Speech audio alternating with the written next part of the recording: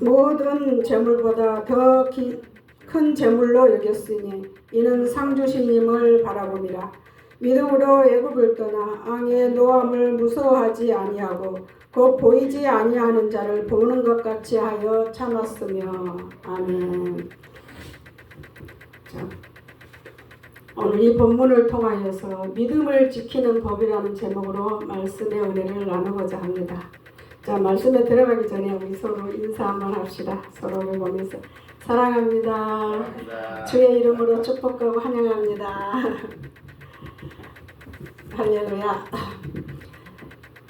자, 오늘 제목이 왜 믿음을 지키는 법인가입니다. 사랑하는 성도 여러분, 우리는 이미 믿음을 소유한 사람들입니다. 하지만 이 믿음은 자동으로 유지되는 것이 아닙니다.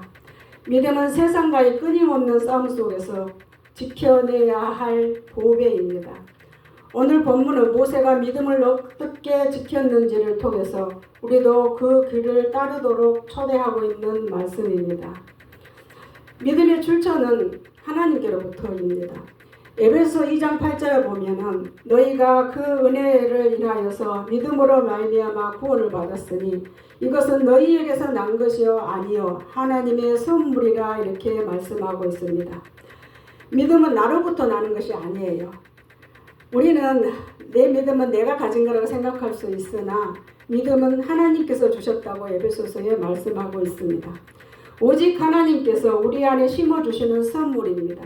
히브리서 기자는 말합니다. 믿음으로 모세는, 이 말은 그가 태어날 때부터 믿음이 있었다는 뜻이 아닙니다. 믿음은 하나님과의 관계에서 주어지는 은혜입니다. 하나님이 말씀하시고 우리가 그 말씀을 믿는 것이 믿음입니다. 성경에서 믿음의 사람들을 보면 그들 모두가 하나님과의 깊은 관계 속에서 말씀을 받고 순종할 때 믿음이 자라고 지켜졌습니다. 그리고 커졌습니다. 아브라함도 말씀을 따라서 갈 바를 알지 못하고 떠났고 노아도 비가 오지 않았던 시대에 방주를 지었습니다. 다윗도 믿음으로 골리앗 앞에 섰었고 바울도 믿음으로 생명의 위험 앞에서도 복음을 전했습니다. 이 모두는 하나님의 말씀을 믿는 자들의 모습이었습니다. 자, 그렇다면 우리가 믿는 믿음의 내용은 무엇입니까? 하나님의 말씀이죠. 믿음의 내용이란 무엇을 믿는가입니다. 우리는 막연한 기대나 감정을 믿는 것이 아닙니다. 그렇죠? 우리는 성경에 기록된 하나님의 말씀을 믿는 것입니다. 말씀은 단지 종교적인 문자가 아닙니다. 하나님의 뜻이며 우리의 삶의 지침이 되는 것이 말씀입니다. 모세는 애굽의 왕궁이라는 최고의 지위를 내려놨습니다. 왜 그랬을까요? 그는 하나님의 약속, 곧 자기 백성을 향한 하나님의 뜻을 믿었기 때문입니다. 그의 믿음의 내용은 하나님의 백성과 함께 고난받는 것이었습니다. 이 믿음은 세상적인 성공과는 거리가 먼 일입니다. 오히려 자기를 부인하고 고난을 선택했습니다. 그렇다면 하나님께서 우리에게 주신 이 보배롭고 금같은 믿음, 이 금같은 믿음을 주셨는데 중요한 것은 믿음을 지켜나가는 사람이 있는가 하면 그 믿음을 까먹는 사람도 있습니다. 주신 믿음, 하나님이 주신 믿음, 분명히 예수 믿어 천국 갈 만한 믿음으로 우리는 시작을 합니다. 그러나 우리가 사는 동안에 이 믿음을 점점 많이 마련하고 키워가는 사람이 있는가 하면 주신 믿음을 다 소멸시키는 사람도 있습니다. 교회에 다니다가 지옥에 가는 사람이 수도 없이 많다고들 합니다. 잘못하면 이런 비참한 일들이 우리에게도 일어날 수 있다는 것을 알아야 합니다. 자, 인격이나 공로를 말하지 않습니다. 믿음을 말합니다. 믿음은 인격이나 공로가 아닙니다. 그러므로 하나님이 분명히 어떤 사람에게 믿음을 주셨거나 믿음을 얻는 기회를 줍니다. 그러나 이 기회를 주신 믿음을 소멸시키는 사람은 머리와 지식으로 가지고 있으나 가슴은 없고 삶이 없으므로 예식자와 이선자가 되어 지옥에 던져집니다. 아무것도 모르는 사람, 진리를 모르는 사람이 지옥 간다면 당연히 그렇구나 할 수 있습니다. 그러나 하나님의 말씀을 알고 예수 그리스도의 이름을 부르던 사람들이 지옥에 갑니다. 이 영혼들이 지옥에 가면 고통 중에 지옥 가는 사람들 중에 고통 중에 하나가 더 추가된다고 합니다. 자, 그 예로 마태복음 16장에 부자와 거지 나사로의 이야기가 나옵니다. 부자 청년은 물질이 부여했습니다. 진리에 대해서는 그렇지 못했습니다. 하나님도 없고 영생도 없고 소망이 없었습니다. 그러나 분명 교회는 다닌 자였습니다. 그 안에 진리가 없고 하나님이 없고 진실한 사랑이 없는 사람 속에 일어나는 죄의 모습입니다. 하필이면 그런데 그 집 앞에 거지가 살고 있었습니다. 부자는 도움도 주지 않았고 거들떠 보지도 않았습니다. 그러나 결과적으로 거지는 어떤 믿음을 가진 자였다고 성경에는 나오지 않지만 하나님을 경외한 자라 천국에 갔고 부자 청년은 죽어서 깨어보니 유황 불구덩이에 있었습니다. 고통과 괴로움 속에 몸부림칠 때 잠깐 영의 눈을 들어 천국에 있는 아브라함의 품에 안겨있는 라사로를 보여주었습니다. 그러자 부자 청년은 바로 미칠 것처럼 소리 지르면서 괴로워하면서 고통 중에서 말합니다. 뭐라고 말했습니까? 저 거지 라사로를 보내서 물 한 방울이라도 그 손가락에 찍어서 내 혀를 좀 서늘하게 해달라고 그 불꽃 가운데 괴로워 죽을 것 같다고 이렇게 말을 합니다. 자, 이런 고통을 받은 사람이 누구라고요? 말씀도 들었습니다. 교회도 갔습니다. 계명도 잘 지켰습니다. 이 불에 타는 고통을 호소하는 것이 아니라 목마름의 고통을 호소하고 있는 것입니다. 사지가 다 타고 재가 되어 가는데도 목마름의 고통이 더 고통스럽다고 외치고 있습니다. 지옥은 물체가 없어지는 곳이 아닙니다. 다시 재생되어서 계속 반복되어 고통이 증가되는 것입니다. 소멸이라는 것은 없습니다. 그래서 영원하다는 것이에요. 하나님이 우리를 창조할 때 우리가 죽어서 다시 예수님이 제할 때 우리 몸이 부활하는데요. 그때 지옥에 있는 영들도 부활하고 천국에 있는 영들도 부활하고 그때는 다시 우리 육체처럼 육체의 몸을 입게 되는 것이거든요. 근데 그 몸은 지금의 몸과 같지 않고 영의 몸이기 때문에 예수님이 부활해서 40일을 위해 숫자로 이 땅에 내려왔을 때에 40일 동안에 벽을 바로 통과했잖아요. 이게 부활의 몸이에요. 공간을 초월해서 다니는 그 영적인 몸이거든요. 그런데 그 몸은 하나님이 주신 그 몸은 영원히 죽지 않습니다. 천국에 가도 영원히 죽지 않고 지옥에서도 영원히 죽지 않기 때문에 어떤 고통을 받을지라도 그 몸이 재가 되어서 가루가 되어도 다시 붙어서 다시 하나가 되는 거예요. 이 고통은 계속 반복되는 고통, 이것이 지옥입니다. 그래서 하나님은 우리에게 어떤 영광을 주셨습니까? 믿음으로 말미암은 하나님의 영광을 주셨는데요. 우리의 믿음의 결과가 무엇입니까? 히브리서 11장 26절에는 이렇게 말합니다. 그리스도를 위하여 받는 수모를 애굽의 모든 부하보다 더 큰 재물로 여겼으니 이는 상 주시님을 바라봅니다. 믿음의 결과는 상급입니다. 상급은 단지 물질적인 복만이 아닙니다. 그 영광이, 그 상급이 무엇입니까? 하나님의 영광, 우리 안에 있는 성령 충만, 그리고 영생이라는 바로 하나님과 영원히 함께하는 삶입니다.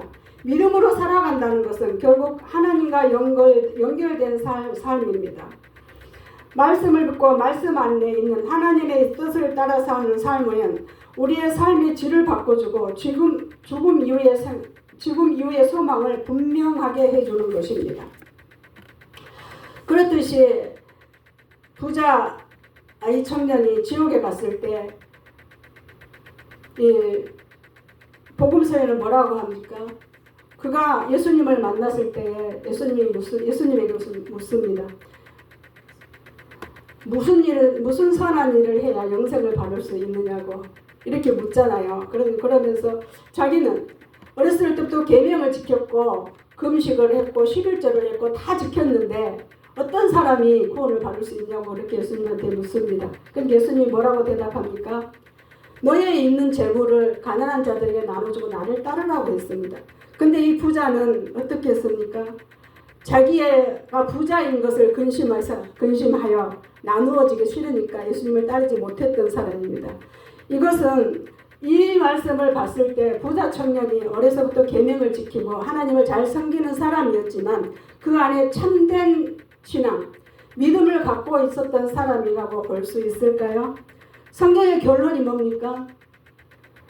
저 불꽃 가운데서 고통하면서 그 거지 나사로를 보면서 저 손가락에 물 한 방울만이라도 찍어서 내 혀를 좀 서늘하게 해달라고 목마름의 고통을 호소하고 있습니다.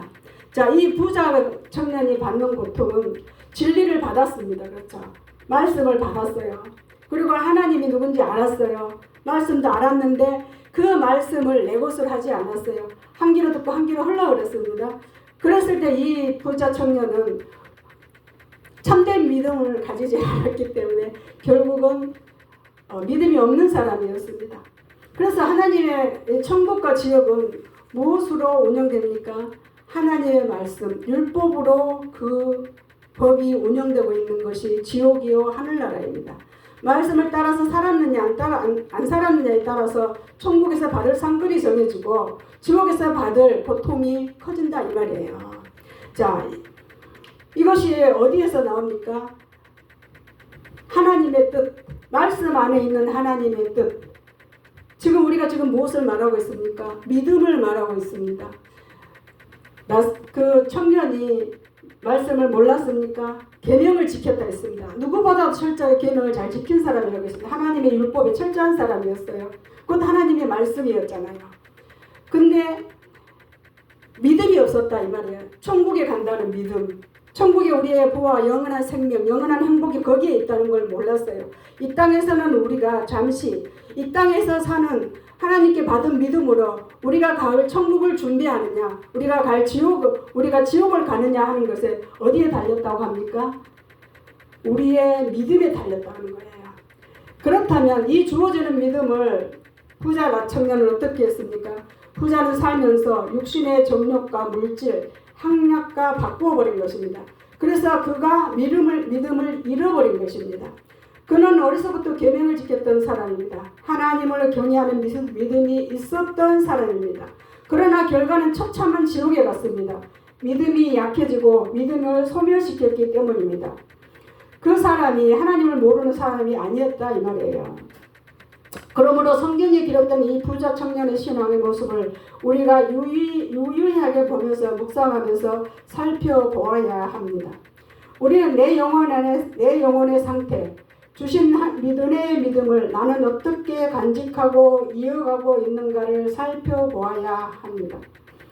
우리는 하나님이 주신 믿음을 귀중한 보물로 생각한다면 우리는 날마다 이것을 배가 고파도 한 번씩 꺼내보면서 행복해해야 할 것입니다. 여러분에게는 하나님께서 주신 이 믿음이 여러분에게 정말 가장 보배롭다고 생각하고 믿음 생활을 하고 계십니까? 이것이 하나님이 우리에게 주신 보배예요. 아무에게나 주신 보배가 아니라 이 말이에요. 특별히 너를 선택해서 진행해서 하나님이 특별히 너에게 정해서 준 믿음이에요. 왜 믿음을 줬어요? 하나님의 사랑으로 줬어요. 하나님은 사랑으로 모든 우주 만물과 모든 것을 다 운영해 나갑니다. 그래서 사랑으로 하나님 우리를 사랑하시기 때문에 하늘나라의 그 영광의 집도 사랑하는 자와 사랑으로 살기 위해서 지어놓고 우리를 부르시는 오늘인 거예요. 믿음으로 살라고 부르시는 오늘입니다. 자, 이렇게 귀하신 구원의 믿음, 예수 그리스도의 생명의 믿음에 대하여서 항상 돌이켜보면서 항상 감사하며 기뻐해야 할 것입니다. 그러나 감사도 그 구원에 대한 기쁨도 없다면 지금 우리의 믿음이 얼마만큼은 소멸되어 있는가, 얼마만큼 지금 바닥이 나 있는가 그것을 살펴보아야 할 것입니다. 자, 그렇다면 믿음을 어떻게 지켜야 하는 것입니까? 어떻게 믿음을 지켜야 하는가가 중요합니다. 부자와 청년과 거지 나사로를 통해서 이 믿음이 지키는 것이 얼마나 중요하다는 것을 앞서서 말씀을 드렸습니다. 자, 이제 믿음이 약해지지 않고 믿음을 지키려면 어떻게 해야 합니까? 자, 하나님은 실제적으로 구체적인 방법, 우리의 삶 속에서 실제적인 방법을 우리에게 제시해 주셨습니다. 믿음을 이렇게 지켜라. 믿음을 잃지 않으면 이렇게 지켜라 그러고 보이지 않는 하나님을 우리가 믿잖아요. 보이지 않는 하늘나라를 믿어요. 그렇기 때문에 그러기 때문에 하나님은 실제적인 것을 통해서 너희들은 이것을 보면서 이렇게 믿음을 지키고 내 나라에 오라 하고 이런 실제적인 것을 제시를 해 주셨습니다. 자, 성경을 보면은 금은 믿음을 상징합니다. 우리 말씀 많이 들었죠. 자, 그러면 내 성경은 금을 믿음으로 표현하는가 한번 생각해 봅시다. 자, 금의 속성은 변치 않는 속성이 있습니다. 모든 금속이 녹슬거나 변합니다. 그러나 금은 오랜 세월이 간다 할지라도 변하지 않습니다. 녹슬거나 그 질이 산화되거나 부식되지 않습니다. 즉 하나님이 우리에게 주신 믿음은 변하지 않는다는 말입니다. 하나님이 주신 믿음이란 영원히 존재케 하는 영생케 하는 생명이라 이 말이에요. 그래서 이 땅의 재질 중에 금을 선택해서 하나님이 금을 믿음으로 비유해서 우리에게 알려주시는 것입니다. 또 이 금은 하나님 나라를 기초를 이루고 있는 재료로 말씀하십니다. 하나님 나라의 모든 기초의 길은 정금으로 되어 있습니다. 이 말은 즉슨 믿음으로 하늘나라 가고 믿음으로 되어지는 나라가 하늘나라다 이 말이에요. 또 다른 금으로서의 가치는 어디에 있느냐? 금은 귀하다는 거예요. 자, 인간 세상에서 있어서 가장 존귀한 것, 가장 값진 것이 하나님께 받은 믿음을 말합니다. 즉, 이 금은, 믿음이란 이 금은 존귀에 대한 표현입니다. 여러분들은 이 존귀에 대한 이 믿음으로 존귀한 하나님 앞에 존귀한 그의 자녀들이 되는 것입니다.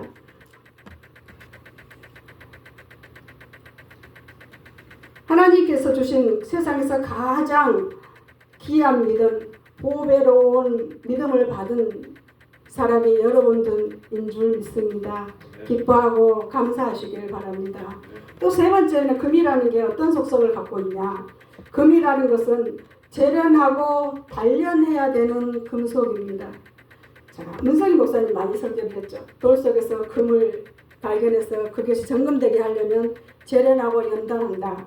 근데 이 하나님께서 이렇게 말씀을 하신 것은 정금도 그렇게 재련하고 연단하듯이 우리의 믿음도 연단하고 키우고 바르게 만들어가야 된다는 것을 말씀하고 있는 거예요. 즉 안성된 믿음을 선물로 주지 않았습니다. 자, 여러분에게 은혜를 믿음을 주셨지만 이것은 금과 같이 불로 재련, 연단하고 거듭나야만 정금이 되는 것입니다. 그러므로 우리의 믿음도 똑같습니다. 우리에게 하나님은 안전한 정금을 주신 것은 아니에요.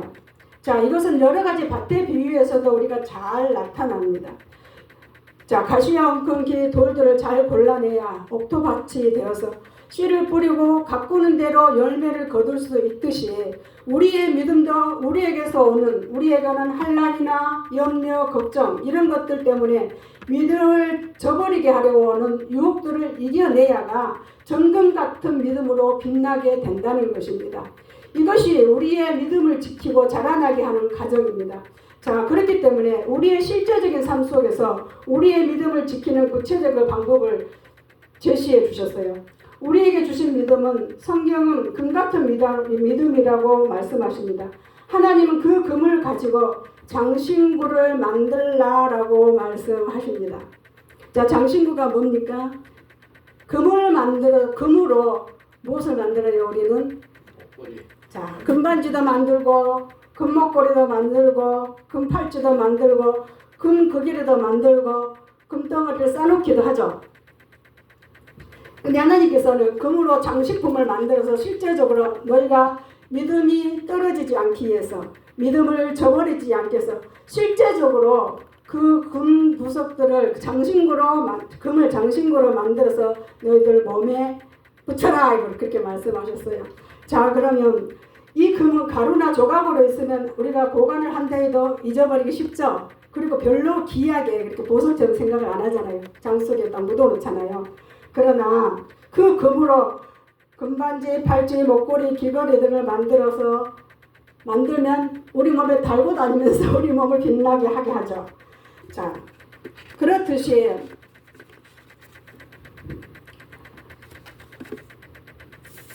이 금이 믿음이라면 너희들의 영혼에 가장 밀접하게 붙여가지고 다니는 장신구를 만들라라고 하셨습니다.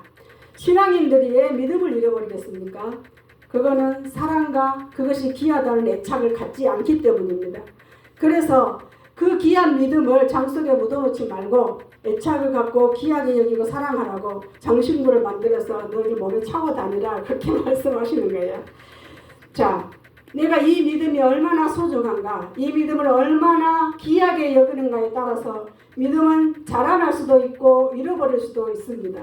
그러나 내가 정말 좋아하는 모양으로 내가 사랑하는 나의 신랑을 위하여 반지를 만들고 목걸이를 만들어서 기타 등등을 만들어 두었다가 우리가 어디 갈 때 그걸 차고 나가고 또 밭에 일할 때는 벗어야 되겠지만은 좋은 자리 갈 때는 그 자리를 또 빛나기 위해서 그걸 차고 다니잖아요.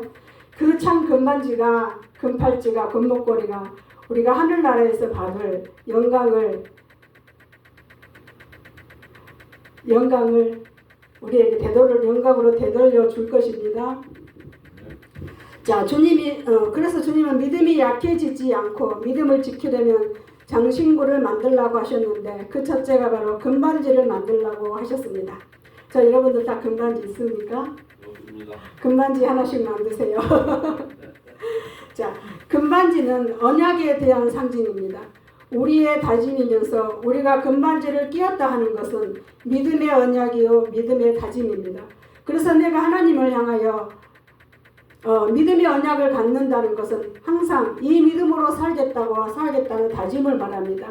이것은 손가락에 금반지를 끼고 다니는 것은 항상 그 손가락을 쳐다볼 때마다 이 반지가 하나님과 나 사이의 믿음의 약속임을 기억하는 것입니다. 나는 주님만을 사랑할 것에 대한 고백이기도 합니다. 그래서 믿음을 금반지로 끼고 다니라 그 말이에요. 항상 들여다보면서 나는 믿음으로 살기로 다짐하는 것이 바로 하나님께서 이 믿음에 대한 금반지의 언약입니다. 여러분은 반드시 믿음의 금반지를 만들어서 끼고 다니면서 쳐다보면서 그것을 볼 때마다 그래, 나의 믿음은 어디까지인가? 나의 믿음은 지금 어느 만큼인가? 하나님은 이 반지를 나에게 끼라고 하시면서 무엇을 보라 그랬어요? 우리가 반지를 낄 때는 언약이거든요. 성경에서는 약속의 상징으로 줍니다.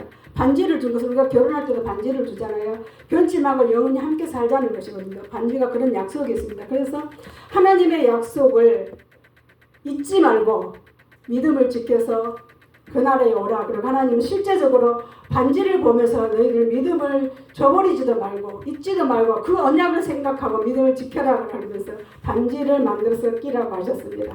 자, 두 번째는 금팔찌입니다. 금팔찌가 성경에 나오는데 이 금팔찌는 믿음의 행함을 상징합니다. 팔을 금사실로 묶었다는 말은 그 금, 즉 믿음이 이끄는 대로 행동으로 삶으로 옮기는 것을 말합니다. 그래서 믿음을 행함으로 옮기는 것입니다. 내가 믿는 것과 믿겠다고 하는 것을 내가 나의 삶과 인격 속에 옮겨놓은 것입니다. 그러므로 믿음은 내 영혼이며 내 자신이 되어서 나로부터 떠나가지 않게 하는 것입니다. 왜 믿음에 자라나지 않는가? 왜 전에는 잘 믿다가 지금은 잘 못 믿는가? 믿음이 행함이 없었기 때문입니다. 즉 생활 따로 믿음 따로, 인격 따로 믿음 따로 이렇게 되는 것은 믿음을 받았지만은 팽개쳐 둔 것과 같습니다. 그러므로 이렇게 하라고 말하는 것입니다. 너의 마음에 다짐한 그 믿음을 사람을 만날 때 생활 속에서 혹은 어디서나 믿음은 수고와 믿음을 통해서 나타내야가 내 영혼에 스며들게 되고 나의 영혼의 생명이 되어서 떠나지 않는 온전한 나의 믿음이 되는 것입니다. 그러므로 신앙인들 갈등 중에 하나가 믿음 따로 행함 따로입니다. 손목에 금사슬로 금팔찌를 만들어서 걸고 다니시기를 바랍니다. 자, 이 뜻이 뭐라고 그랬어요? 주님이 뜻이 이끄는 대로 따라가는 삶을, 조금 더 반대로 말하면 주님의 이끄는 대로 끌려가는 삶, 내 마음대로 살지 않고 주님의 뜻을 따라 나는 살겠다. 이 다짐으로 여러분 금팔찌를 하나씩 만들어서 착용하십시오. 요새 금값이 얼마나 비쌉니까? 꼭 믿음의 금팔찌를 끼세요. 자, 그 다음에는 금 귀고리를 만들라라고 했습니다. 자, 이것은 믿음은 들음으로입니다. 귀는 하나님을 향하여 열려있는 말씀의 귀를 말합니다. 같은 공간 안에서 같은 예배를 드리면서 같은 말씀을 듣지만 다른 생각을 하고 있으면 금 귀고리를 착용을 안 하고 계신 것입니다. 여러분들 귀엔 금 귀고리 다 달려 있습니까? 네. 할렐루야. 자, 이 말씀의 내용과 순간 느껴지는 감동이 이것을 챙기는 것이 아닙니다. 말씀을 들을 때 느껴지는 감동이나 느낌이 그걸 챙기는 게 아니에요. 뭘 챙긴다고요? 지금 주시는 이 말씀에 내 심령에 확 꽂혀서 그것을 내 삶에 적용시키는 것이 믿음의 길을 가진 자라 이 말이에요. 중요한 것은 하나님은 어떤 분이시며 하나님을 위하여 어떻게 살 것인가 하는 말씀 속에서 꾸준히 받아들이는 사람이 그 자리에서 변화가 됩니다. 자, 믿음을 듣는 것은 아주 중요합니다. 하나님의 말씀을 읽거나 들을 때 내 가슴에 적용하고 온전히 받아들이는 것이 중요합니다. 자, 거부하거나 함부로 취급하라는 것이 아니라 그대로 받아들이라는 것입니다. 자, 조금 전에 우리가 부자 청년과 거지 나사로의 이야기를 들었죠. 그것이 거지 나사로의 이야기만이 아니고 부자 청년의 이야기만이 아니라 누구 이야기라고요? 바로 우리가 생활 속에서 그 말씀을 통해서 우리 자신을 돌아봐야 되고 그 말씀을 깊이 묵상하면서 우리의 삶의 길을 찾아야 되는 말씀이다 이 말이에요. 그래서 하나님의 말씀을 받고 하나님의 말씀을 들을 때에 그냥 함부로 취급하지 말라고 하나님께서 이렇게 말씀하시는 거예요. 지금 바로 행동으로 못 들어간다 하더라도 내 가슴에 맞습니다. 아멘. 이렇게 되면 바로 그 사람이 그 결단 속에서 말씀을 가슴에 적용하고 받아들이는 사람은 이 사람은 금귀거리를 하고 있는 사람입니다. 하나님의 말씀을 믿음으로 듣지 않으면 믿음은 자라나지 않습니다. 그것은 그 길로 육신과 죄와 세상의 소리와 유혹의 소리가 들려오기 때문입니다. 그래서 여러분의 귀에 금귀고리를 하라는 것은 믿음의 말씀을 듣고 믿음으로 살라는 증표를 삼으라는 것입니다. 자, 다음은 금 목걸이입니다. 성경의 여인들이 추장하는 것들 중에 이런 종류들이 나옵니다. 이것은 영적으로 다 의미가 있습니다. 그럼 금 목걸이는 믿음의 목숨을 걸라는 의미를 가지고 있습니다. 우리가 목을 이야기할 때는 뭐라 그래요? 목숨이라 그러죠. 목을 목숨이라 그래요. 자, 금사슬이라고 성경에 나옵니다. 금사슬로 단장하고 이 말은 내가 믿는 이 믿음에 너의 목숨을 걸라라는 뜻입니다. 여러분 목숨을 걸었기 때문에 오늘 교회에 오셨죠? 자, 그것은 예수님은 자기 십자가를 지고 나를 따르라고 예수님은 말씀하셨습니다. 이 말씀을 생명을 건 신앙을 말합니다. 내가 죽으면 죽으리라. 나의 인생을 건 신앙이다 이 말이에요. 바로 이 믿음은 이 사람은 절대로 믿음이 약해지거나 믿음을 잃어버리지 않습니다. 그래서 오늘 왜 우리가 믿음이 약해지는가? 주신 믿음을 함부로 여기거나 업신여기거나 귀하게 여기지 않고 또 삶 속에서 가장 사랑스럽게 적용하지 않기 때문에 믿음을 잃어버리는 것입니다. 그럼 이 말씀에서 어떻게 행하면 된다고 했습니까? 믿음이 정금같이 크게 강하게 자라려면 연단하는 가정 속에 있다 할지라도 그것이 하나님이 우리를 사랑하는 방법임을 우리는 그 결국은 모르지만 결국 그 연단 속에서 금이 더 정금같이 빚어나오기 때문에 그 정금 같은 그 믿음으로 하나님을 우리를 맞이하기를 원하시는 것에서 어려운 환경에 있을지라도 하나님은 정금같이 빚으려고 우리를 연단하는 중인 줄 믿습니다. 믿음을 더 크게 가지게 하려고요. 자, 장신구는 그 다음에는 하나님께서 뭘 하냐면 금화를 만들라고 하셨어요. 금화는 무엇이에요? 금돈이잖아요. 금돈을 만들어라 라고 하셨어요. 금화를 만들어서 하나씩 보관하시기 바랍니다. 지갑에 넣고 다니세요. 금으로 만든 돈 있잖아요. 요새는 그 가짜 돈, 금으로 반짝반짝하는 돈도 있더라고요. 우리 딸이 미국 가기 전에 1억 원짜리 금 반짝반짝하는 금으로 된 그 반짝반짝한 금 1억짜리 그 가짜 돈을 나한테 주면서 엄마 이거 지갑에 넣고 다녀 이러더라고요. 그래서 그냥 얇고 그러기 때문에 그 색깔도 반짝반짝하고 이뻐요. 그리고 우리는 이력도 잘 모르는데 탁 일자에도 동그라미 쫙 그려져 있고 반짝반짝 빛나는 게 항상 지갑에 있었어요. 근데 얼마 전에 지갑을 통째로 잃어버렸거든요. 그래서 없어졌는데 여러분 이렇게 금화를 만들어서 여러분 지갑에 넣고 다니세요. 자, 이 금화가 있으면 어떻겠습니까? 이 금화는 무엇이든지 그거를 주고 살 수 있는 돈이 되잖아요. 그래서 하나님께서는 금화를 만들라고 그랬습니다. 자, 금이 뭐라 그랬습니까? 믿음이라 그랬잖아요. 이 말이 무슨 말이에요? 하나님은 우리가 쉽게 알아듣기 쉽게 적용하기 쉽게 이렇게 금으로 말씀을 우리에게 비유로 주시지만 뭐예요? 금화 같은 믿음을 가져라 이 말이에요. 믿음. 자, 금반지는 믿음의 언약의 다짐이었고 금팔찌는 믿음의 행함이었고 금귀걸이는 믿음으로 듣는 열려있는 길을 말했고 금목걸이는 믿음의 목숨을 거는 것이라고 했습니다.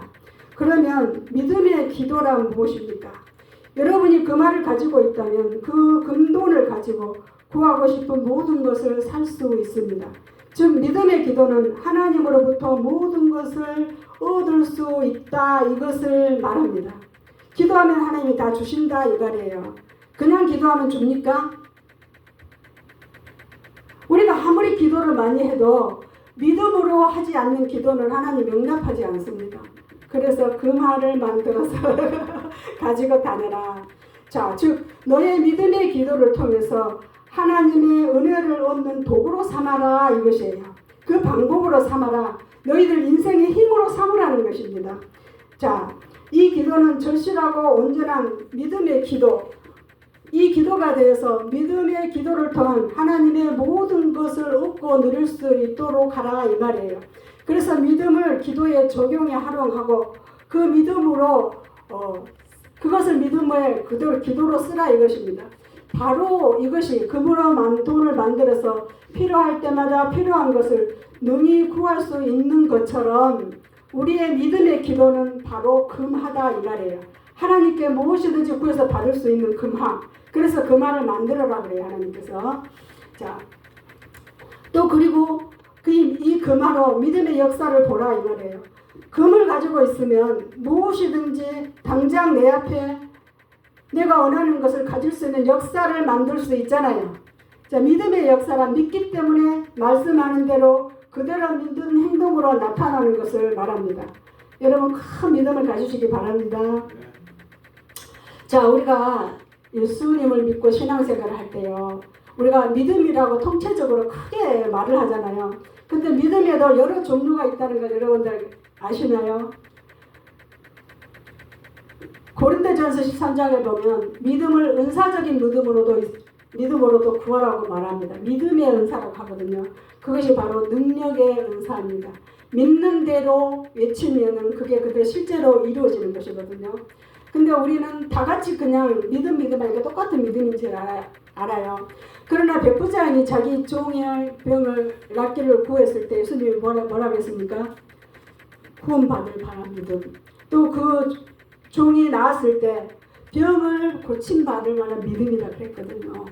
그리고 예수님이 지붕에 있을 때 그 중풍병자를 친구들이 지붕을 뚫어서 내리고 그러잖아요. 그것이 뭐라 그랬어요? 구원받을 만한 믿음.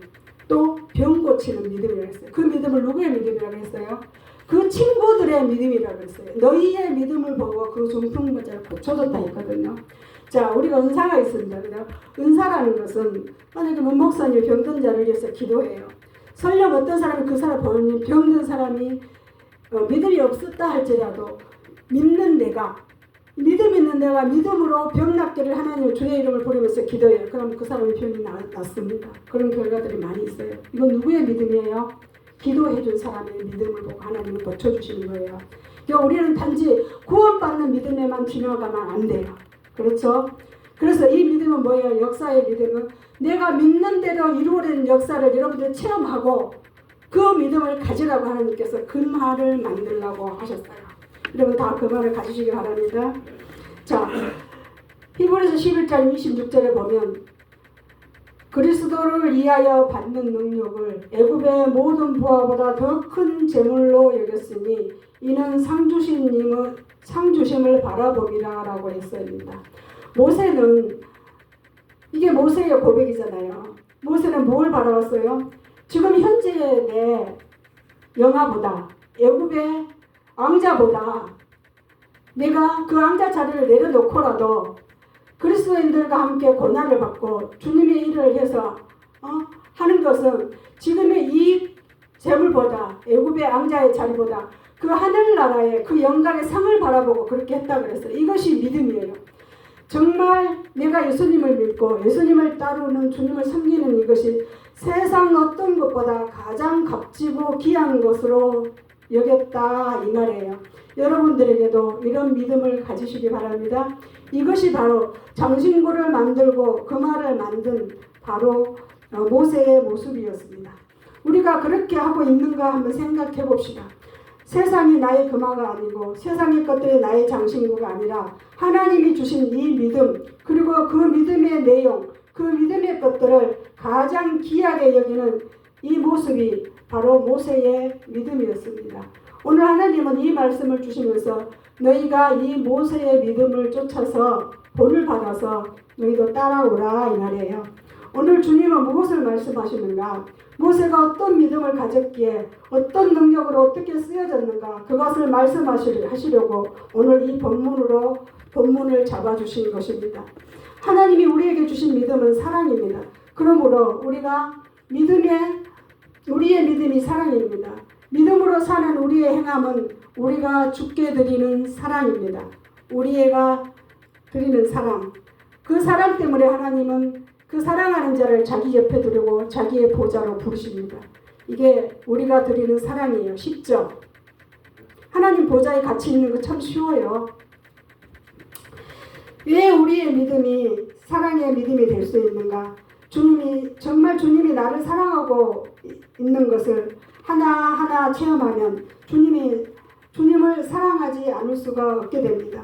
그럼 왜 주님을 사랑하지 못하는가? 못 느끼기 때문이고 체험하지 못하고 발견하지 못하기 때문입니다. 그래서 우리는 믿음을 행함으로만 지식으로만이 아닙니다. 가슴속의 고마움으로 주신 은혜에 대한 고마움이 사랑이 되고 사랑에 목숨을 드리는 충성이 되게 하는 것입니다. 그러므로 사랑하고 순종하고 진실한 믿음이 되어져 갈수록 이 사람은 주님과 연합하고 떨어지지 않게 됩니다. 이것이 바로 성전의 기구가 되는 것이요 주님이 함께 계신 성전이 되는 것입니다. 우리의 믿음, 우리의 영혼은 주님과 함께하는 그 성전 기구가 된다 이 말이에요. 이것이 바로 27절의 말씀입니다. 자, 한번 읽어봅시다. 히브리서 11장 27절 다 같이 한번 읽어봅시다. 믿음으로 애굽을 떠나 임금의 노함을 무서워 아니하고 곧 보이지 아니하는 자를 보이는 것 같이 하며 참았으며. 자, 보이지 않는 자가 누구입니까?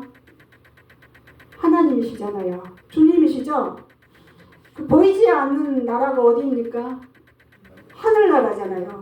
그러나 모세는 어떻게 한다 그랬어요? 보이지 않는 하나님을 보는 것 같이 믿었고 보이지 않는 하늘나라를 내가 가야 된다는 곳으로 봤다 이 말이에요. 믿었다 이 말이에요. 우리에게도 그런 믿음으로 오라고 오늘 이 말씀을 주신 줄 믿습니다. 이것은 진실한 믿음, 순종하는 믿음입니다. 진실과 순종은 사랑하니까 나오는 것입니다. 오늘 이 믿음이라는 것을 내버려두면 만들어지지도 자라지도 않는다고 했습니다. 믿음을 주신 은혜와 함께 절대적인 기도와 노력으로 그 금은 불 속에 내어 재련하고 찌꺼기를 제거하고 가면 갈수록 순금으로 만들어가는 것. 이 이치가 우리가 해야 될 몫임을 오늘 주님이 가르쳐 주시는 것입니다. 할렐루야. 자, 이것을 마음에 새기는 자가 어떤 자라고요? 귀에 금 귀걸이를 달고 있는 자라고 했습니다. 그래서 우리에게 주시고 싶은 말씀은 모세와 같이 들어쓰고 모세와 같이 비전을 갖게 해주고 싶은데 이것이 어디로부터인가? 바로 우리의 가슴에서부터 믿음으로부터 시작된다고 했습니다. 모세가 크게 쓰임받은 것은 모세가 가졌던 믿음 때문이었습니다. 이 믿음 때문에 주님은 그를 사랑했고 그런 능력과 지혜를 주어서 그렇게 큰 일을 하게 하신 것입니다. 자, 그러면 다시 한번 더 정리를 해볼까요? 우리의 믿음이 출처는 누구라 그랬어요? 근본 하나님이 주셨다고 그랬잖아요. 그러니까 그 믿음의 내용이 뭐라 그랬어요? 하나님의 말씀이라 그랬어요. 그래서 그 믿음의 결과가 뭐라 그랬어요? 믿음으로 사는 결과, 영생과 하나님 나라라고 했습니다. 그렇죠? 자, 이 믿음의 역사를 저는 목회하면서 많이 보고 있는데요. 내 삶 속에서 보고 있습니다. 자, 여러분들도 잘 알다시피 우리 목사님 선교가셨잖아요. 자, 여러분도 알다시피 우리 교회는 그렇게 부자인 교회가 아니에요. 근데 잊을만 하면 목사님 선교를 가고 선교를 가시면 근데 전에는 제가 그랬어요. 이건 참 부끄러운 감정이기도 하는데요. 선교 간다 그러면 저는 그런 생각이 들어요. 돈도 없는데 무슨 선교? 안 가면 안 되나? 그랬었거든요. 속으로. 그때는 속으로라도 그랬어요. 근데 그런 말은 입에서 안 하죠. 예요. 여태까지 목사님이 이 사역을 해오시면서 보는 게 있거든요. 목회 초창기 때는 그럴 때 내가 얼굴을 찡그리고 가슴을 쥐어뜯고 막 그랬어요. 그래서 이제 그 말이 입 밖으로 나오잖아요. 그러면 하나님의 역사가 안 일어나요. 근데 내가 옳지 않다고 생각하는 것도 목사님이 믿음으로 결단하고 행하잖아요.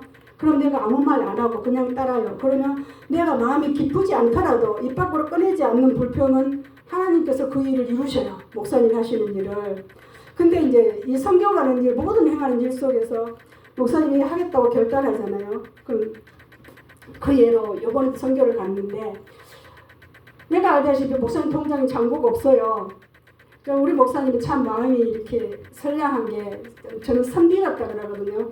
뭐 혈기야 이런 것은 뭐 성질 급한 것을 있을지 몰라도 그 마음속은 비단길 같은 선비 체질이라 그래요. 자기 주머니에 돈을 안 넣어놔요. 다 꺼내주고 놔주는 사람이거든요. 그래서 이제 우리 친구 문성희 목사님 친구 마누라가 하는 말이 문성희 목사님 주머니에 있는 거 먼저 먹는 사람이 인자래요. 이렇게 주니까. 근데 이번에도 선교 간다고 하니까 속으로 돈 없는데 안 가면 안 될까? 그 생각이 잠시 스쳤어요.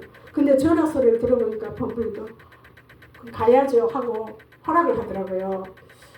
그 지켜보고 싶어져. 근데 이제 지금은 그래요. 그렇게 말을 하더라도 내 마음속에서 부정적인 생각을 하거나 또 아닌 생각을 하거나 그렇지 않아요. 그냥 아멘 하면서 그냥 편안하게 지켜보고 하나님 하신 일을 바라보죠. 근데 그렇게 선언을 하시잖아요. 돈이 없어도 길이 다 열립니다. 누가 항공기를 값을 대주겠다.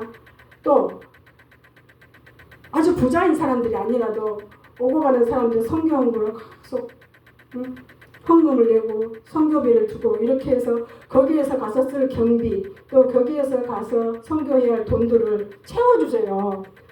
이게 계속 이렇게 해서 선교가 되거든요. 이게 뭡니까? 그 말을 만든 사람이에요. 믿음으로 역사를 보고 있는 사람이라 이 말이에요. 어떤 것이 우리의 생각과 지식으로 정해져서 낸 것이 아니고 문성희 목사님이 하는 것은 전부 다 믿음으로 하는 거예요. 없어요 현실적으로. 근데 저는 지극히 이성적인 사람이거든요. 근데 지금 목사님이 하는 일을 따라가죠.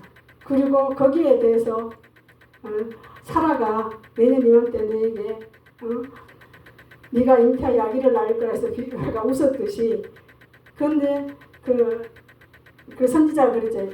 네가 웃었다 그러니까 아니요 저는 안 웃었어요 그랬잖아요. 그랬는데도 사라가 웃었잖아요.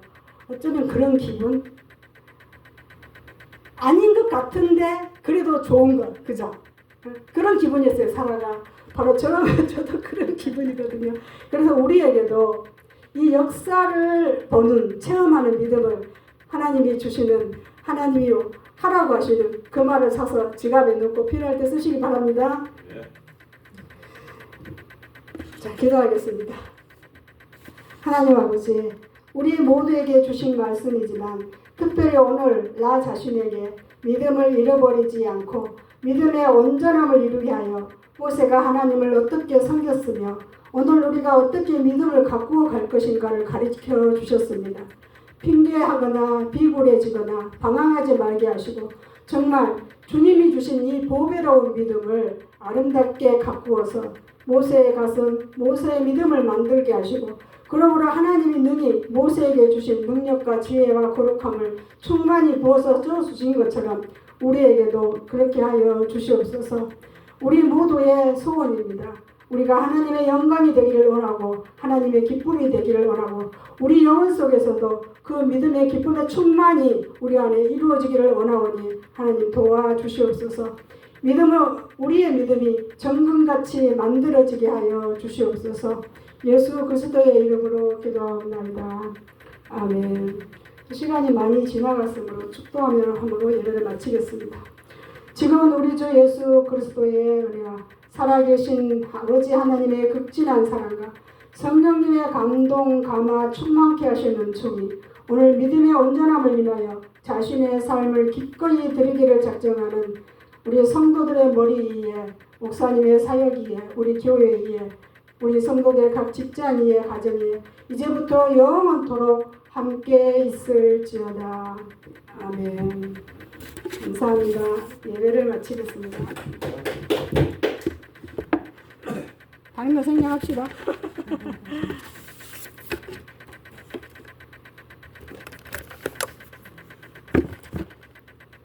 이제 12시 넘었는데.